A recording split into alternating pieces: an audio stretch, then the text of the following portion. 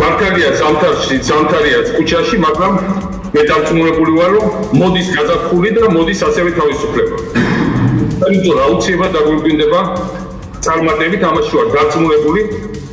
მე მინდა უთხრა ყველას, რომ ეს არის მძიმე ბრძოლა, რა თქმა უნდა, ჩემი სრული სოლიდარობა ყველა პოლიტპატიმარს.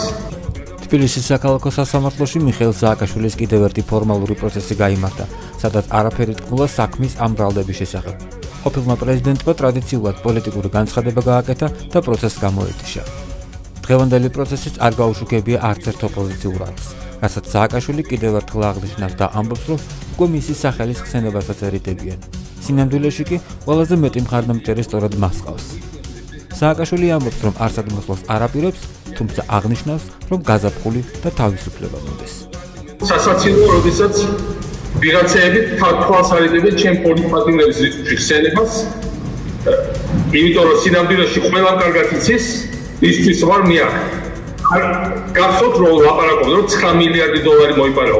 გახსოვთ რომ საუბრობდი რომ არ გახსოვთ ახლა რომ ჩამოიყვანეს თელესოფლიდან გადამდგარი პროკურორები იქნებ სააკაშვილს რამე მაინც ვიპოვოთ სადაც აღებული თიცე გადასახმოვე მაინც. გახსოვთ რომ ლაპარაკობდი რომ სააკაშვილს უამრავი ხალხი დახოცაო, უამრავი ვაჟკაცი გააუპატიურებო და ასე შემდეგ. და ბოლოს რაზე მასამართებენ საქართველოში დაბრუნებისთვის და იჯაკებისთვის და სხვადასხვა საპრეზიდენტო ოფისის ხარჯებისთვის. ასე რომ მე მინდა ვთქვა რომ იმ ხალხს ვისაც ვერიდებით მიხსენებდა აკეთო გონია თუ რომ ოლიგარქი უკვე მოიშორეს და ახლა თავია სააკაშვილი არ მოუშვა არსად. ერთი არსად არ მოდივა და არსად არ მოშობა არ ჭირდება არ მოშობა. მაგრამ ბრძოლა ეს არის ძალიან დიდი ბრძოლა.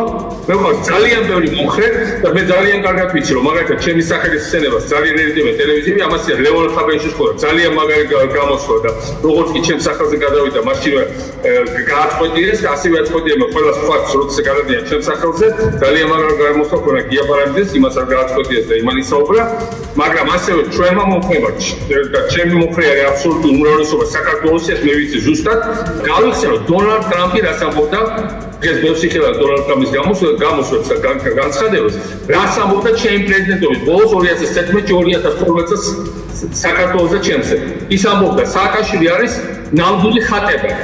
მთელი მსოფლიოსთვის მისაბაძი სააკაშვილი არის მსოფლიოში ნომერ პირველი მებრძოლი კორუფციასთან, საქართველოს არის ნომერ პირველი მებრძოლი, ნომერ პირველი ეკონომიკური რეფორმატორი. დონალდ ტრამპი ხუმრობდა, კარგია რომ სააკაშვილს არ შეუძლია კენჭისყრა ამერიკაში პრეზიდენტად, თორემ მე კონკურენცია შემოქმნებოდა. რა თქმა უნდა ეს ხუმრობა იყო. მაგრამ ამას ამბობდა დღევანდელი ამერიკის პრეზიდენტი, რომელიც არ იცნობს ხოლმე შეხედულებას.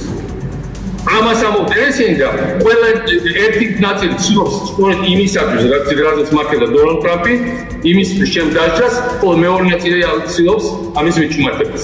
არც ერთი გამოგივა და არც მეორე, თქვენ შეგიძლიათ ფიზიკურად გააგრძელოთ ჩემი განადგურება, მაგრამ თქვენ ვერ შეძლებთ ვერ ჩემი სულის გატეხვას. მე ვიბრძოლებ ბოლომდე, ვიბრძოლებ გამარჯვებამდე. ბოლომდე არ არის სწორი ტერმინი. ბოლომდე ის ბოლომდე, ამ რეჟიმის ბოლომდე. საქართველოს განთავისუფლებამდე. დღეს დგას საქართველოს განთავისუფლების საკითხი. საქართველოს ჭირდება ფართო ეროვნულ განთავისუფლების მოძრაობა, ის უკვე შექმნილია. ძალიან საამაყო ახალგაზრდებია, ძალიან მაგარი ახალი იდეები აქვს. ძალიან ბევრი მათგანთან ვარ კავშირში და კიდევ მეტ დავცდილობ კავშირის გამყარებას. მიუხედავად ყველანაირი შეზღუდვისა, მიუხედავად რომ ტელეფონების ზარიები აკრძალული მაქვს, მიუხედავად ისე რომ ადვოე ჩემთან არ უშვებენ ეს პერიოდი დეპუტატებს. კონტაქტები შეზღუდული მაქვს, უცხოელ დელეგაციებს არ უშვებენ. რატო არ უშვებენ თუ იცით?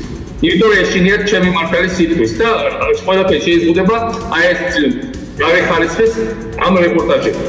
მაგრამ კიდევ ერთხელ მოვა გაზაფხული და იქნება თავისუფლება.